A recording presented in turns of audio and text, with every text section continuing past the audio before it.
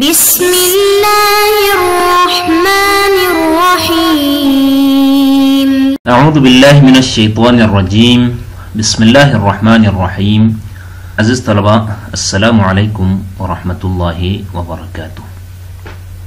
ہماری گفتگو کشف المراد فی شرح تجرید الاعتقاد کے حوالے سے جاری و ساری ہے، اور اب تک ہم بہت سارے متعدد دروس اللہ تعالیٰ کی ذات کے اس بات اور صفات کے اس بات کے حوالے سے بنا چکے ہیں۔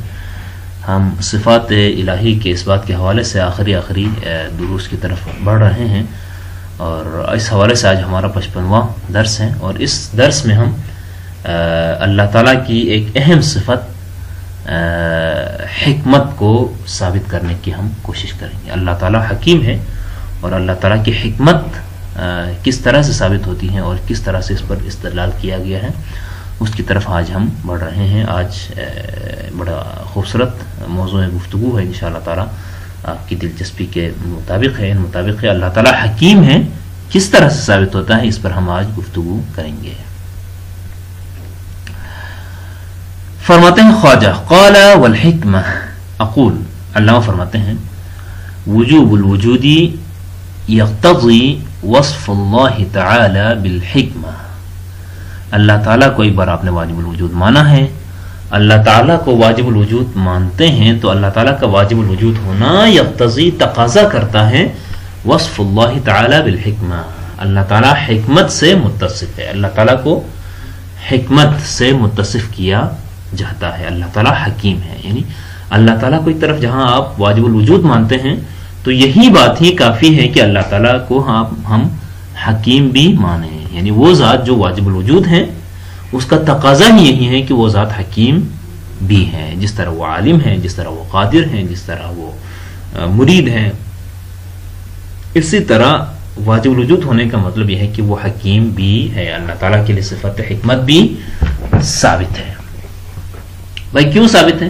اللہ تعالیٰ کا واجب الوجود ہونے سے اس کی حکمت، اس کی صفت حکمت اس کے لیے کیوں ثابت ہوتی ہے، اس کا تقاضا کیوں ہے کہ اس کے لیے حکمت بھی ثابت ہو؟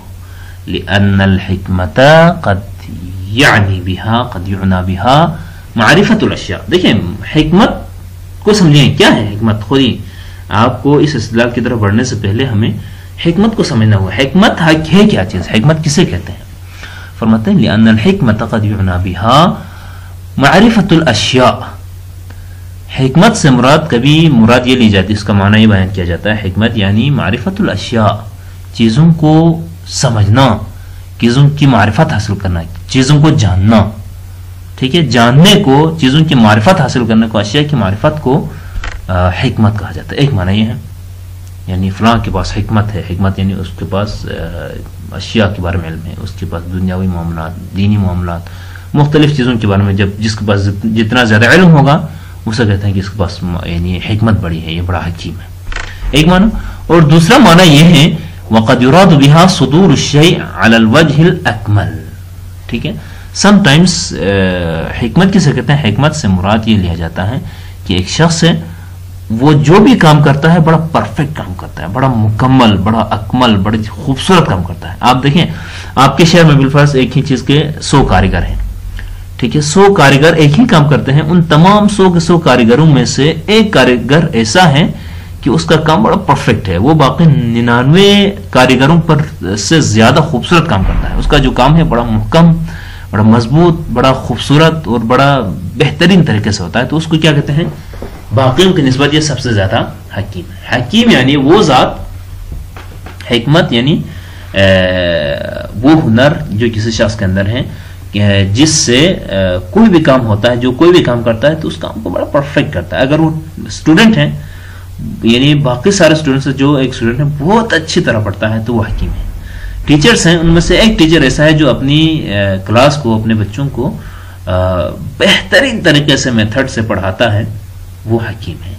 اسی طرح زندگی کے کسی بھی شعبے سے تعلق رکھنے والا، ایون مزدوری کرنے والے سے لے کر یا کسی سربراہ مملکت تک جائیں، یا کسی فقیہ تک جائیں، یا کسی مرجع تک جائیں، ان میں سے ہر طبقہ فکر یا ہر طبقہ زندگی سے تعلق رکھنے والے انسان کا اپنے شعبے میں جو کام ہے وہ بڑا پرفیکٹ ہوتا ہے، تو اس کو کہتے ہیں ہم حکیم۔ مثلا ایک مجتہد ہے، فتوا تو سارے دیتے ہیں، لیکن فتوا دینے میں ایک مجتہد بڑا کمال ہے، وہ جو فتوا دیتا ہے بڑا پرفیکٹ، بڑا کمال فتوا دیتا ہے، وہ حکیم ہے۔ ایک کاریگر ہے بہت زبردست، باقی تمام کاریگروں سے وہ اچھا کام کرتا ہے، وہ حکیم ہے۔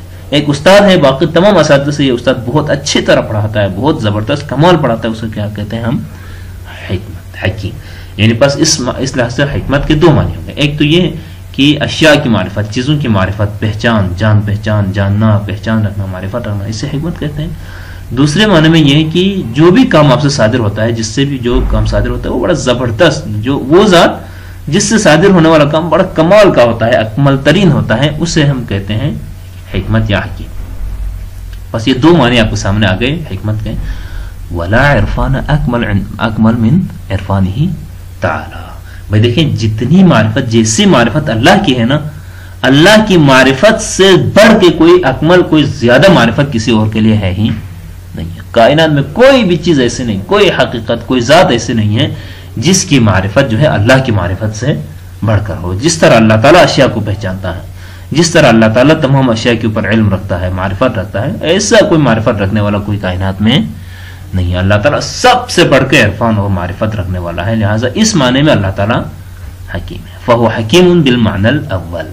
اگر آپ حکمت کا معنی یہ کرتے ہیں کہ معرفت الاشیاء کرتے ہیں، تو اللہ تعالیٰ سے بڑھ کے کوئی بہت زیادہ اشیاء کو جاننے والا، علم رکھنے والا، معرفت رکھنے والا کوئی بھی نہیں، لہٰذا اس معنی میں اللہ تعالیٰ سب سے بڑا حکیم ہے کائنات میں، جس کے پاس تمام اشیاء کے چھوٹے چھوٹے ذرے سے لے کر بڑے بڑے اجرام تک بہترین اور مکمل 100% اتھینٹک اور یقینی علم رکھتا ہے، لہٰذا اللہ کے علم کے برابر کسی کا علم نہیں ہے، اللہ کی معرفت کے برابر کسی کی معرفت نہیں ہے، لہٰذا اللہ تعالیٰ حکیم ہے بالمعنی الاول۔ وأيضا فإن أفعاله تعالى في غاية الإحكام والإتقان ونهاية الكلام فهو حكيم بالمعنى الثاني أيضا۔ اور اگر آپ حکمت سے دوسرے والا معنی لیتے ہیں، یعنی اس سے جو کام صادر ہو رہا ہے وہ اگر اکمل اور مکمل ترین ہو، سب سے بہتر پرفیکٹ ہو، وہ اگر حکیم ہے، تو باقی کائنات میں جس بھی مرضی آپ جو ہے انسان لے لیں یا کوئی بھی مخلوق ہے، اس کا جو افعال ہیں ان میں آپ کو حکمت نظر آتی ہے، ان میں آپ کو پرفیکٹ ہونا نظر آتا ہے۔ تو اللہ تعالیٰ کے افعال کی طرف اگر آپ غور کریں گے تو اللہ تعالیٰ کے افعال سے بڑھ کے، اللہ تعالیٰ سے بڑھ کے اپنے افعال میں کوئی محکم کوئی بھی نہیں ہے، کیونکہ ہم اللہ تعالیٰ کے تمام افعال کی طرف دیکھتے ہیں تو اللہ تعالیٰ کے سارے افعال، اللہ تعالیٰ کے سارے کام فی غایت الاحکام، محکم اور مضبوطی کی انتہا پر ہیں، اس سے بڑھ کے کوئی اور محکم کام کر نہیں سکتا ہے۔ والاتقان، متقن ہے، دقیق ہیں اور بہت ہی پلیئر، اس میں ذرہ برابر کے لیے بھی کوئی مطلب اپ ڈاؤن کی گنجائش نہیں، بڑے زبردست پرسکون، یعنی لطیف جو ہے اللہ تعالیٰ کے افعال ہیں۔ وہ نہایت الکمال، اور اللہ تعالیٰ نے جو بھی کام کیا ہے نہایت کمال، دیکھیں انسان کو بنایا کتنا کمال بنایا ہے، کائنات میں بہت بڑے بڑے اجرام فلکی کو خلا میں بالکل بغیر کسی عمد کے، بغیر کسی ستون کے یا کسی رسی کے باندھ دے رکھا ہے، کمال ہے۔ اللہ تعالیٰ نے جو کچھ بھی کیا ہے، جو کچھ بھی افعال اللہ تعالیٰ کے ہیں، جو کچھ خلق کیا ہے، جو کچھ نظام وضع کیا ہے، ان کی طرف ہم نظر کرتے ہیں تو کمال ہے۔ ایک ماں کے بطن سے لے کر، بطن میں پرورش کرنے والے اس بچے کی پرورش سے لے کر آپ پوری کائنات میں جو کچھ بھی چل رہا ہے، وہ جو اللہ تعالیٰ نے بنایا ہے، جو اللہ تعالیٰ نے افعال انجام دیے ہیں، ان کی طرف نظر کرتے ہیں تو اس سے محکم ترین، اس سے متقن ترین، نہایت کمال پر کوئی کسی دوسرے کا کام نظر نہیں آتا، لہٰذا فہو حکیم بالمعنی الثانی ایضا۔ اگر یہ والا معنی بھی لیتے ہیں تو اللہ تعالیٰ سے بڑھ کے کوئی حکیم نہیں ہے، وہ اللہ تعالیٰ ہی سب سے بڑا حکیم ہے، بلکہ یوں کہنا چاہیے کہ ساری حکمتوں کا منبع ہے اللہ تعالیٰ کے ساتھ، اللہ تعالیٰ ہی نے باقی اشیاء کے لیے حکمت اور معرفت عطا کی ہے، اور اللہ تعالیٰ جیسا حکیم کوئی دوسرا نہیں ہو سکتا ہے۔ بس اس مختصر سے عبارت میں ہمیں یہ جو نکات ہمیں ملے ان میں سے مختصراً اگر ہم آپ کے ذہنوں میں ایک ریوائز کریں، آپ یاد رکھنے کی خاطر آسانی کے لیے ہم لکھ دیں تو حکمت دو معنی میں استعمال ہوتے ہیں۔ حکمت کے دو معنی ہیں، حکمت کے دو معنی لیے جاتے ہیں، حکمت مندرجہ دو معنی میں سے کسی ایک معنی پر آ سکتا ہے۔ نمبر ایک، اس کا معنی ایک تو یہ ہے کہ اشیاء کی معرفت رکھنے کو حکمت کہا جاتا ہے، چیزوں کے بارے میں جاننا، اشیاء کے بارے میں جاننے کو معرفت کو حکمت کہتے ہیں، یا پھر اشیاء کو کمال کے ساتھ صادر ہونے کو، اشیاء کو کمال کے ساتھ صادر ہونے کو بھی حکمت کہا جاتا ہے، یعنی کسی ذات سے، کسی ہستی سے، کسی وجود سے جو افعال صادر ہوتے ہیں وہ افعال بڑے کمال کے صادر ہو رہے ہیں. اس کے جو کام یوں کہیں نا سادہ لفظوں میں کہیں کہ جس کے کام بڑے دقیق، بڑے محکم، بڑے پائیدار، بڑے مضبوط ہوں، اسے بھی ہم حکمت کہتے ہیں، اسے بھی ہم حکیم کہتے ہیں. وہ مثال ہم نے دی ایک کاریگر کی، یا پھر ایک چھوٹے سے کاریگر سے لے کر تا ایک مجتہد تک، ایک فقیہ تک، ایک استاد تک. جو بھی شخص، جو بھی ذات جو کام کرتا ہے، اس کے کام کی پختگی اور اس کام کی شگفتگی اور اس کام کی جو ہے نزاکت ہمیں بتاتی ہے کہ کتنا کمال کا ہنرمند ہے، کتنا کمال کا حکیم ہے. اسی حساب سے اس کو حکیم کہتے ہیں. ٹھیک ہے، یہ دو حکمت کے دو معنی ہو سکتے ہیں.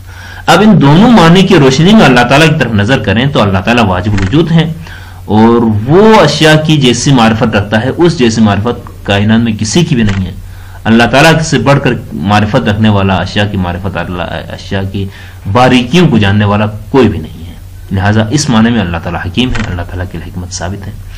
اور اللہ تعالیٰ کے افعال سے بڑھ کر کسی کے افعال محکم، متقن اور پائیدار بھی نہیں ہے. کائنات میں بڑے بڑے کاریگر آپ کو نظر آئیں گے، بڑے بڑے ہنرمند آپ کو لوگ نظر آئیں گے، لیکن جب اللہ تعالیٰ کے مقابلے میں آپ دیکھیں گے تو اللہ تعالیٰ کی حکمتیں، اللہ تعالیٰ کے افعال کی میں جو شگفتگی ہے، جو لطافت ہے، جو احکام ہے، جو اتقان ہے، متقن، محکم، مضبوطی، پائیداری اور خوبصورتی ہیں، وہ کسی اور کے افعال میں ہمیں نظر نہیں آتے. ابھی دیکھیں اب کی دنیا، آج کی جدید سائنس جو ہے انسان جیسے روبوٹ بنانے کے چکر میں ہے نا، روبوٹس بناتے ہیں. ٹھیک ہے، کافی حد تک کامیاب ہیں، بہت سارے کام روبوٹ کے تھرو سے کرتے ہیں. لیکن اب اسی روبوٹ کو اللہ تعالیٰ کی بنائی ہوئی ایک مخلوق، ایک انسان، ایک عام انسان، کسی دیہات میں پلنے بڑھنے والے بچے کے مقابلے میں آپ رکھیں. ایک طرف یہ بچہ ہے، ایک طرف جس میں اس بچے کی پیدائش میں اور اس کو بڑھوتری میں بظاہر ایسا ہمیں کوئی ایسا بڑا خرچہ، پیسہ خرچ ہوا نظر نہیں آتا. یعنی ایک بچہ ہے، سادہ سا بچہ، سادہ زندگی کر رہا ہے.